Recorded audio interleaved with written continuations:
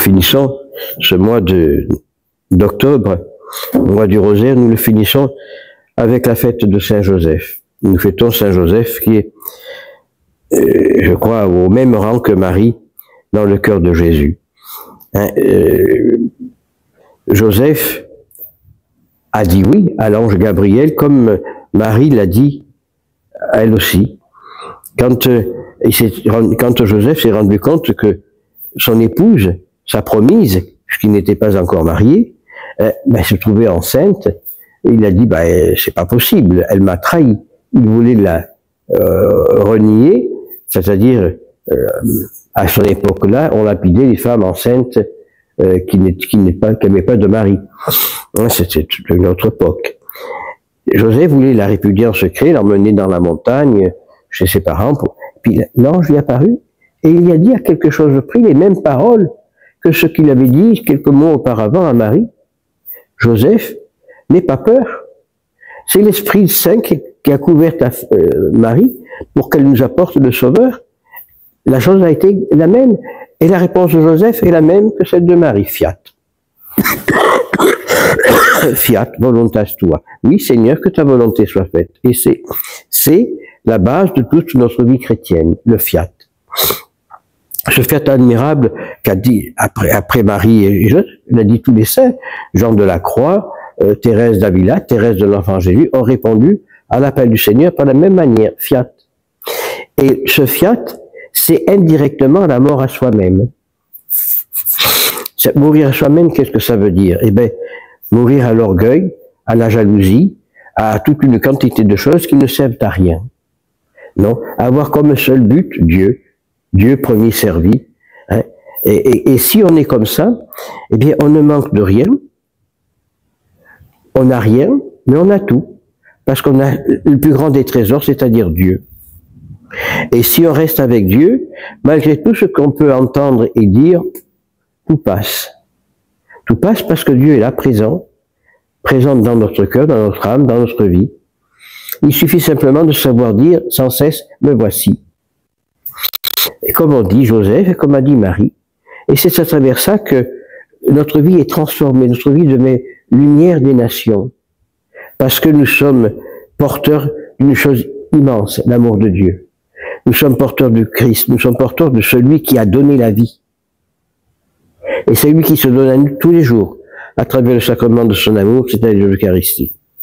Quand on voit tout ce qui se passe et toutes les divergences qu'il y a dans l'Église aujourd'hui, qui est ces baptistes qui disent que depuis 1958 il n'y a plus de pape. D'autres, j'ai même lu encore que Jean-Paul II n'est pas mort, il est enfermé dans une cave du Vatican en attendant de ressortir dans la gloire. On l'a dit de Paul VI, on l'a dit de Jean XXIII. Toutes ces barzelettes, comme on dit, toutes ces histoires ne font que déchirer la tunique du Christ. La vérité est très simple. Où on croit que l'Esprit Saint travaille dans l'Église et on a confiance dans l'Esprit Saint et Dieu décide ce qu'il doit décider, ou alors on ne croit pas en l'Esprit Saint et on est hérétique. Ce qui se passe dans l'Église aujourd'hui, Dieu l'a voulu. Il y a eu d'autres problèmes dans l'Église au cours des siècles. Dieu l'a toujours permis et il a toujours mis au bout de quelque temps des gens pour voir ressortir dans la gloire. Regardez, à un moment donné, on a eu même 3 papes. Eh bien, qu'a fait Catherine de Sienne est partie, elle a ramené le pape à Rome et elle a tout arrangé. Mais il faut voir les lettres, il faut lire tous ces écrits. Donc, il ne faut pas se faire de soucis, il faut dire fiat. Fiat, Seigneur, advienne ce qui doit arriver. Et quand il arrive ce qui doit arriver, nous sommes heureux, parce qu'on vit dans la volonté de Dieu, on vit sous la coupe de Dieu. Alors, invoquons Saint Joseph, qui est le patron de l'Église, invoquons Saint Joseph pour que il souffre non simplement dans notre cœur, mais dans le cœur de tous les catholiques, de tous les chrétiens, cette volonté de suivre l'Église telle que le Christ l'a instituée, et qu'il convertisse ceux qui se sont dans l'erreur, qui ramènent ceux qui sont dans l'erreur, ceux qui devraient être les chefs solides de la foi, qui proclament des contre-vérités, ben, prions Saint Joseph pour qu'ils accèdent à la conversion et à la compassion du cœur. Lorsqu'on lit les derniers actes de ce fameux synode sur la synodalité, c'est une abomination. Alors, il y a une vérité avec une tonne d'erreur. Alors on parle maintenant pas du sacerdoce féminin, mais du diaconat féminin. Et on dit ça a toujours existé dans l'Église. C'est vrai que ça existait dans l'Église. Hein? Les abbesses de monastères, elles étaient diacres. Elles pouvaient porter l'étole, elles pouvaient sortir le Saint-Sacrement. Et on en a l'exemple avec Sainte Claire, qui a sauvé le Saint-Sacrement des Sarrasins. Et il y en a d'autres dans l'Église. Sainte Rosalie, Roseline aux Arcs, Louis XIV a même crevé un œil. Elle était diaconesse, mais elle n'avait pas le même rôle que les diacres en vue du sacerdoce. Elle n'avait pas le droit de chanter l'Évangile. Elle n'avait pas le droit de baptiser. Elle n'avait que le seul droit, c'est de pouvoir ouvrir la porte du tabernacle pour pouvoir adorer Jésus hostie. C'est tout. Et alors pourquoi maintenant chercher 36 000 choses? Après, il vous dit, dans ce même synode, que les femmes ont une place dans le cœur de Dieu. C'est vrai. Marie a une place excellente dans le cœur de Dieu. Toutes les femmes ont un cœur excellent. Alors, elles sont beaucoup plus humaines, beaucoup plus proches de l'homme, hein, et que finalement, ben, peut-être qu'il faudrait envisager le sacerdoce. Tout ça, c'est des hérésies, c'est des hérésies fondamentales. Pourquoi je dis hérésie?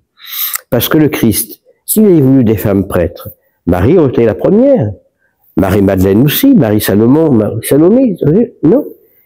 Elle n'était même pas dans le cénacle. Elle était dans la chambre basse et non la chambre haute. Et le rôle de la femme est un rôle essentiel. C'est le rôle d'instruire, hein, et d'élever les enfants, d'apporter la foi. Et le rôle du prêtre, c'est de garder la foi. Chacun a un rôle bien précis. Alors, après, de notre côté, on parle du mariage des prêtres. Non, je suis contre le mariage des prêtres, alors que l'on fasse comme dans l'église d'Orient, hein, où j'ai assisté à une ordination sacerdotale à la rue d'Aru à Paris il y a quelques années. J'étais marqué de ce qui s'est passé, parce qu'il y avait deux jeunes qui montaient pour être ordonnés. La première des choses qu'a dit l'évêque, monseigneur Romain, il a dit, veux-tu prendre femme? Un des jeunes a dit oui, l'autre dit non. Alors, pour celui qui a dit non, il a appelé un higoumène, c'est-à-dire l'abbé d'un monastère, il a dit, je te le confie, qu'il fasse ses vœux, qu'il revienne. Et alors, va appeler ta femme. Et ce gars-là, ce futur prêtre, donc, est allé appeler celle qui était sa compagne, celle avec qui il s'est marié, et puis, il comptait plus. L'évêque disait à la femme, est-ce que tu permets que ton mari soit prêtre? Est-ce que tu sais que s'il est prêtre, il y a ça, ça, ça, ça, ça, ça? Et il a été ordonné. Alors, sachant que les prêtres dans l'église orthodoxe n'ont pas les mêmes obédiences que dans l'église romaine, mais un prêtre marié ne peut pas confesser, il ne peut pas faire beaucoup de choses, il est comme un diacre permanent. Pourquoi? Parce que malheureusement, il peut y avoir des secrets de confession qui sont partis parce que la femme, on ne sait pas. Donc, l'Église est prudente, l'Église est une mère. Si, au XIIe siècle, l'Église a imposé au concile de Séville le célibat pour les prêtres, c'est uniquement une question d'héritage. Il y avait des bagarres considérables parce que lorsque le prêtre mourait, à qui appartient le missel? Non, il est à moi, non, il est à toi. On déchirait les affaires, on se disputait. Pourquoi? Pour des nippes. Donc, l'Église a dit, fini. Célibat, c'est l'Église, point final. Et là, c'est là où je vous dis toujours, l'Église est une mère. Elle est mère et elle aide ses enfants à vivre comme cela. Et on a des exemples avec Joseph et Marie. Hein? Joseph et Marie, ils ont vécu en couple tout en n'ayant aucun rapport, parce qu'ils s'étaient donnés à Dieu entièrement. Alors, un prêtre qui fait un choix, bon, sans quand on a 26 ans ou 27 ans, quelquefois plus âgé, on sait ce qu'est la vie et on sait le choix que l'on fait. Alors c'est vrai qu'il y a des aléas dans la vie où on peut tomber amoureux ou pas, je sais pas, mais quand on a pris une décision, il faut s'y tenir. Il y a un prêtre là qui a fait un scandale. Il était sur TikTok, je sais pas quoi. Tous les jours, il faisait des émissions un peu bizarres avec beaucoup de musique. Là, il a décidé qu'il arrêtait tout parce que l'Église ne lui rapportait plus ce qu'elle devait lui rapporter. Il s'en va. Après que la vocation n'était pas profonde. Parce que, oui, l'Église ne nous apporte pas ce qu'elle devrait nous apporter, surtout dans le monde d'aujourd'hui. Mais enfin, c'est pas à l'Église de nous apporter, c'est nous à apporter des choses à l'Église. C'est nous à nous rendre à Dieu, c'est pas à Dieu à se rendre à nous. C'est là qu'il y a un problème, une base, un fondement spirituel qui n'est plus. Quand j'étais jeune prêtre, il y a quand même presque 50 ans, eh bien, on se réunissait une fois par semaine, tous les prêtres du secteur. Bon, c'est vrai qu'on allait dans un restaurant, on faisait un bon repas peut-être, mais on parlait de notre vie, de nos problèmes, etc., etc., pour pouvoir s'aider un avec l'autre. Il y a un des prêtres avec qui j'étais, qui était inscrit au Parti communiste. Eh ben, à force de parler avec lui, on l'a fait enlever du Parti communiste. Et il est devenu un saint prêtre. Maintenant, il est évêque. Michel était évêque de Moulins. Enfin bon, parce que il y avait une certaine amitié, un certain lien spirituel et vivant. Maintenant, non, ça n'existe plus. Monsieur le curé reçoit de telle heure à telle heure, et puis voilà. Donc, on a perdu le sens du sacerdoce. On a tout perdu. Avec l'ouverture au monde. Et je me répète, je le dis régulièrement, on a voulu que le prêtre se noie dans la foule, il a été noyé par la foule, et maintenant on ne le voit plus. Il n'y en a plus. D'où le manque de vocation. Dans le temps, quand on voyait des religieuses dans la rue, avec leurs grandes cornettes ou autres, les jeunes filles se posaient des questions. Lorsqu'on voyait un prêtre en soutane, on se posait des questions. Qu'est-ce que c'est? Pourquoi il est comme ça? Et ça apportait des vocations. Comme dans les jeunes qui voient les militaires défiler, ah, ça c'est ce que je veux faire. Et oui, mais maintenant c'est fini.